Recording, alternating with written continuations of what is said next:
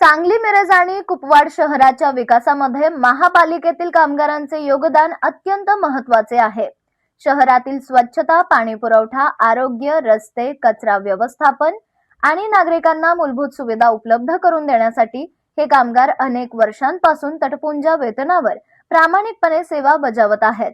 वर्षानुवर्षे सेवा करूनही कायमस्वरूपी नोकरीची हमी नाही, शासनाच्या नियमानुसार आर्थिक लाभ मिळत नाहीत, निवृत्तीनंतर पेन्शन किंवा इतर सुविधांचा पुरेसा आधार मिळत नाही, अशी खंत या कामगारांच्या मनात होती. अनेक कामगारांनी आपल्या मागण्यांसाठी आंदोलने केली, निवेदने दिली आणि कामगार संघटनांनीही सातत्याने आवाज उठविला. मात्र महापालिका प्रशासनाकडून कायमस्वरूपी सेवेत घेण्याबाबत सकारात्मक निर्णय होत नव्हता.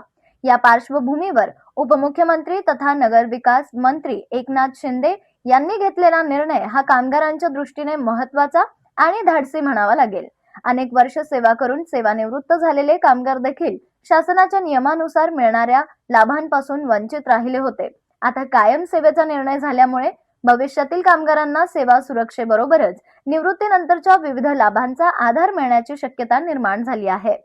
हा निर्णय केवळ 1100 कामगारांच्या नोकरीचा प्रश्न नाही, तर त्यांच्या कुटुंबांच्या भवितव्याशी जोडलेला आहे. वर्षानुवर्षे शहराची सेवा करणाऱ्या कामगारांना त्यांच्या श्रमाचा योग्य मोबदला आणि सामाजिक सुरक्षितता मिळणे हा त्यांचा अधिकारच आहे. मात्र या निर्णयासोबत एक महत्त्वाचा प्रश्नही उपस्थित होतो. कायमस्वरूपी सेवेत घेतल्यानंतर या कामगारांना शासन निर्णयानुसार वेतन आणि इतर सेवा सुविधा द्याव्या लागणार आहेत. त्यामुळे महापालिकेच्या खर्चात वाढ होणार आहे. या वाढीव खर्चाचा बोजा थेट मालमत्ता कर किंवा इतर करांच्या माध्यमातून सामान्य नागरिकांवर पडू नये, हीच नागरिकांची अपेक्षा आहे. कामगारांना न्याय देताना नागरिकांवर अन्याय होता कामा नये. महापालिकेने आपल्या उत्पन्नाचे स्रोत वाढवावेत, अनावश्यक खर्चाला आळा घालावा, थकीत करांची प्रभावी वसुली करावी आणि उपलब्ध आर्थिक साधन संपत्तीचा योग्य वापर करावा. त्यातून कामगारांचे वेतन आणि सुविधा भागविण्याचा प्रयत्न झाला पाहिजे. कामगारांना कायम सेवेचा अधिकार मिळाला याचा आनंद आहे, पण त्यासाठी सामान्य नागरिकांच्या खिशावर अतिरिक्त कराचा भार पडणे योग्य ठरणार नाही.